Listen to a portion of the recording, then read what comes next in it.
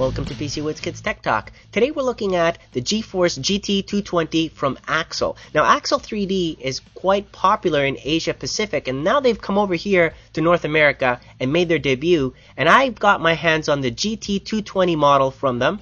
And this one here specifically is a 512 megabyte GDDR3. There are many GT220 models out there from many people. Some of them are DDR2, this one's DDR3. 128-bit, the architecture on this one supports Windows 7, and it comes with solid-state capacitors, so we're talking about a good build here, going to last you at least over 5 years is the life expectancy on this one, and you'll probably upgrade the card by then anyways.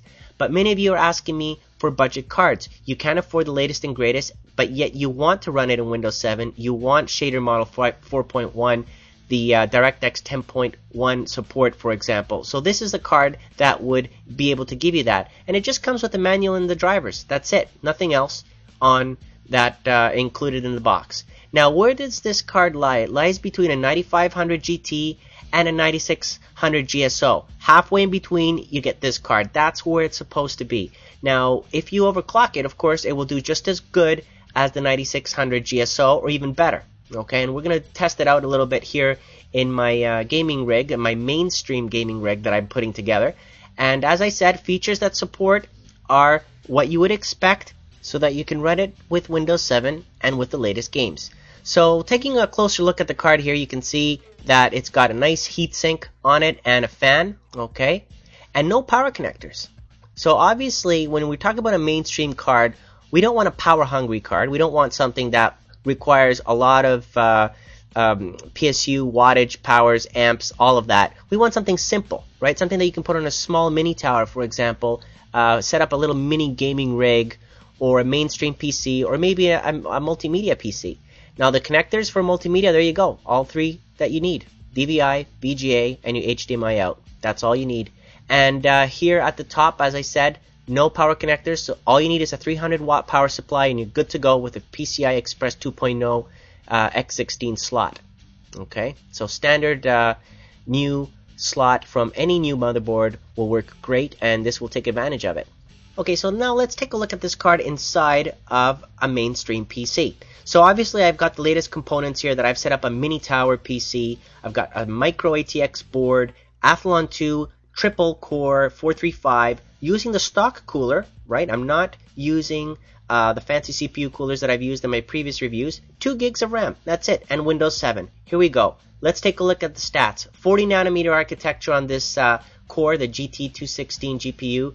As you can see, there's low power consumption because it's 40 nanometer, doesn't require a lot of juice, hence the 300 watt power supply, yet it supports DirectX 10.1, shader model 4.1, it uses the latest PCI Express slots, and it has pretty good support for games. Look at that GPU clock, memory clock, and the shader clocks. Those are pretty good, and of course it's going to support your physics and your CUDA and all of that. So that's why we need to really try this out now. Let's do some benchmarks and see how it does. Starting with Far Cry 2, I'm benchmarking it using DirectX 10 and high settings, of course, and here are the results.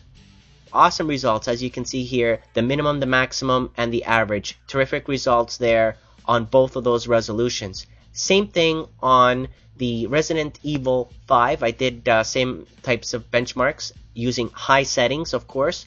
34.6 frames per second, so 34.6 frames per second, so almost 37 on that resolution, and 28 on a higher resolution.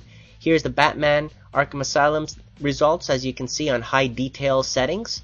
Very good. And obviously this is not overclocking the card yet. If I overclocked it, we'd get another 10 frames per second maybe. So that's not bad at all. Now, taking a look here at BioShock, that's the one that did the best with that engine. 3D Mark GPU scores at the defaults and then overclocked. As you can see, it did pretty good. Overclocking at the 750 at the GPU core and the memory 950 brings this card closer to the performance of a 9600 GT. Not as good as the 9600 GT, but definitely blows the 9500 GT out of the water, and any integrated video card like the HD 4200, that one, don't even talk about it, right? Your integrated HD 4200 doesn't even come close to this. Now, consumption and power readings, well, as you can see here on no load, basically.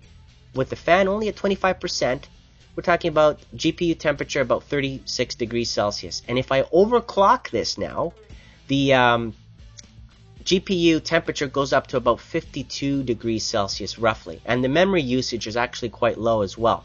Okay, so that gives you a good idea on how well this card performs. It's not a memory hog as well, and it's very lightweight. So I'd like to thank Axel for providing it. I definitely recommend this, and visit the website axel3d.com.